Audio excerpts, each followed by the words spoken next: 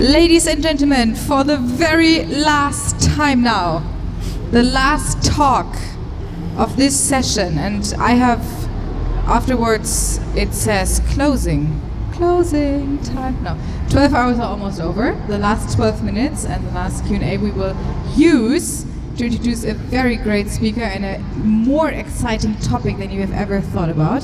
Maybe you have seen already American Dream, key learnings from expanding to the US. Where in the US did you expand to? Just to New York. New York, of course, New York, the big city. Okay, so we have Daniel Barke here, co-founder and CEO of WorkGenius, as you might have also read on his shirt. And he not only has the coolest socks, but he also has a great story to tell. So please give him a round of applause, and 12 minutes are on the clock for you. Enjoy. Perfect. Thank you very much. Hi guys. I know it's the last talk, but I promise I'll make it quick, at least, or just 12 minutes. A few words to myself. I'm Daniel, as already mentioned. I'm co-founder and CEO of WorkGenius, a company which was founded 7 years ago, 2012, here in Hamburg, just a couple of blocks away. We're now 75 employees, currently split between our two offices in Hamburg and New York, 20 in New York, or 15 in New York, the rest is here in Hamburg. And what we do is we connect around 400,000 freelancers to deliver quality work to 4,000 to 5,000 of our clients, companies around the globe. And like many other startups, our startup also was founded through a pure frustration we had 7 years ago. Around 7 years ago, I was done with my university time, and I was looking for a part-time job over the summer. Ideally, something which would, would bring something for my future career. So I had two options: work part-time in a company, or do something freelance and travel around the globe. And I realized I only had 6 or 7 weeks time, that most of the companies would say that it's not even worth to onboard me and then offboard me after 5 weeks. So it was really hard to find a job, and my co-founder and friend and I ended up folding t-shirts in the back office of a local retailer. Wasn't really the thing we wanted to do, and wasn't really something for my future career. So we thought about it, and we looked at the problems, why it's so tough to hire the right freelancer and work with larger teams which are not actually working in the office. And there are 3 points. It's first of all, getting access to the right people is always tough. The second point is checking the qualifications, so ensuring that the people you hire for a part-time or a remote job are actually qualified to do the job, and measuring that and finding out the right qualification is very costly. And then last but not least, and this is more a problem for larger corporations, is that handling payments and compliance becomes very, very complex when you don't work with just one freelancer, but 50 or 100. So we thought we want to improve this work between freelance teams and companies, and we want to overcome the overhead in working with freelancers. This idea is 7 years back. We established technology, we improved our technology, by now we even use artificial intelligence to improve our data sets and our assessment centers, how we actually qualify our freelancers. But this went pretty well, and after 3 or 4 years we had about 200,000 freelancers in Europe and about 1,500 clients.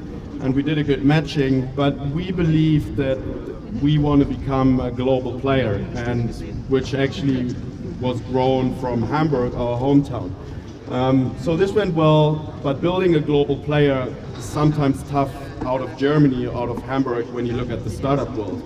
So our thought was, let's expand to the US. Because when you look at the US, obviously it's the first thought when you think about a global leader or a global player, is the US, and we looked at the market very deeply and realized that there are 57 million American workers which are part of the gig economy or part of freelancing, They're very tech enabled, so 71% of all freelancers says that technology actually enables them to find the right jobs. And then the market size grew by 100% in the last 5 years, from 700 billion to 1.4 trillion, so a huge market. And to compare this visually, this is the number of freelancers we have in Germany, around 1.5 million. This is the number of freelancers we have in the US, about 57. It just compares the market very visually. So we thought, great idea, let's expand. Logical reason, welcome New York. In theory, a great idea, practically a challenge. When you come to New York and the US, everything is much, much bigger than Hamburg or Germany, and we faced hundreds of challenges. I tried to break it down to 5 because mentioning 112 minutes is very tough. So here are 5 core challenges. First of all, when you come to a new country, and this is probably nothing very specific to the US, but US people like to network. So when you come to a new country and you don't have a network at all, and it's the US, it's tough to make your first contacts and actually build or grow your network. The second challenge we faced was a different culture. When you look at the US, it seems pretty similar to us, right? When you expand to Asia or Africa, differences are pretty obvious in terms of culture, but when you look at the US, at first sight it seems very similar, but it's very, very different. Thirdly, the costs are just insane, right? We chose New York, it's probably, besides San Francisco, the hardest when it comes to costs, but still, even the rest of the US is pretty tough in terms of costs.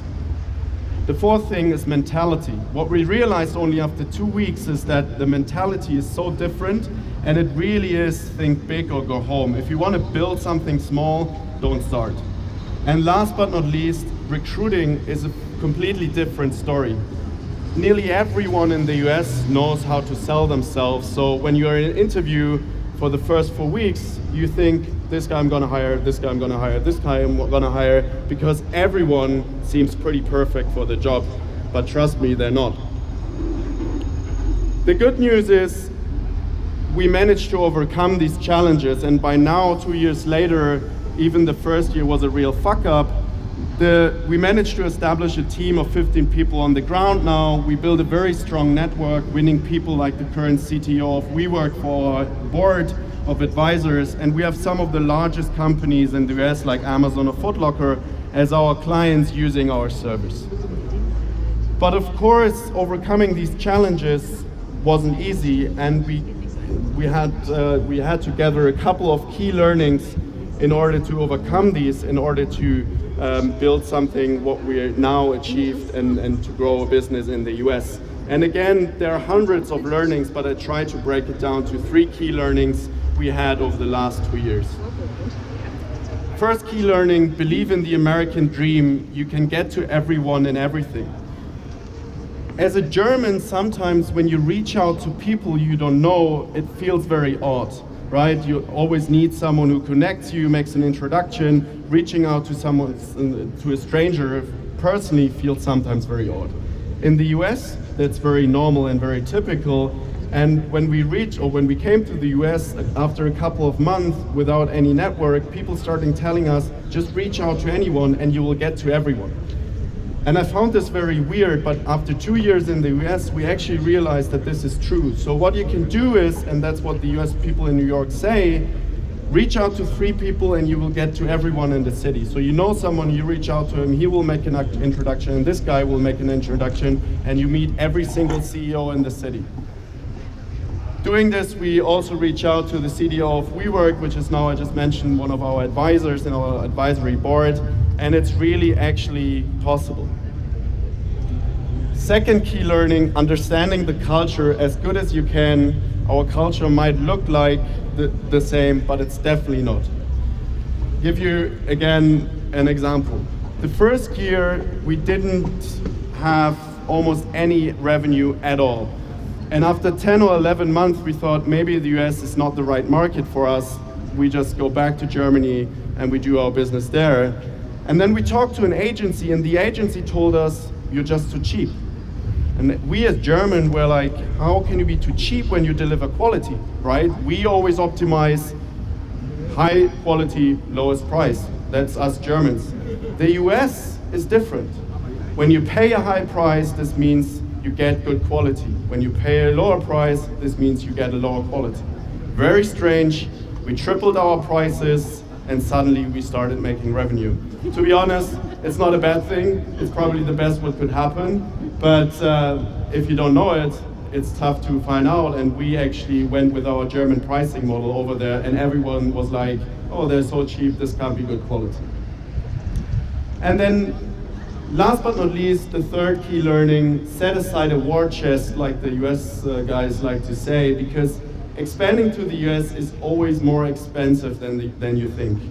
When we came to the US, we realized, the first thing we realized was that you need a lawyer for everything, right? You want to win a new client, you need to make a new contract, you can't have a standardized contract, you need to make a new one.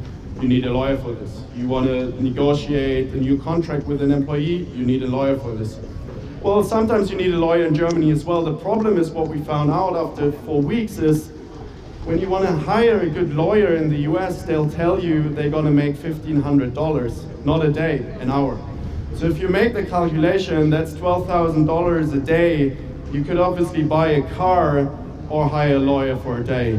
But then again, if you have the network and you build the network, then sometimes you find the lawyer which charges everyone without network $1,500 an hour, and we had to pay for this for the first day. But then we build our network and now this is much cheaper. But in the end, this is just one example. Everything you do in the US is probably twice or triple the price than Germany. And if you don't have US funding from US investors, which is triple the size of the German funding, then it becomes a problem because you have to pay everything coming from a German mother company. 11 minutes, I hope I could give you some insights. If you have any questions about the challenges or key learning, or if anyone is interested about talking about to expand to the US, please feel free to reach out to me. And remember, it's always 3 people to get to everyone, so maybe I can make an introduction to someone you want to meet if it's not me. Thank you guys. Thank you very much, Daniel. Right on time. Very good, very good. Did you practice? No. Wow. Okay.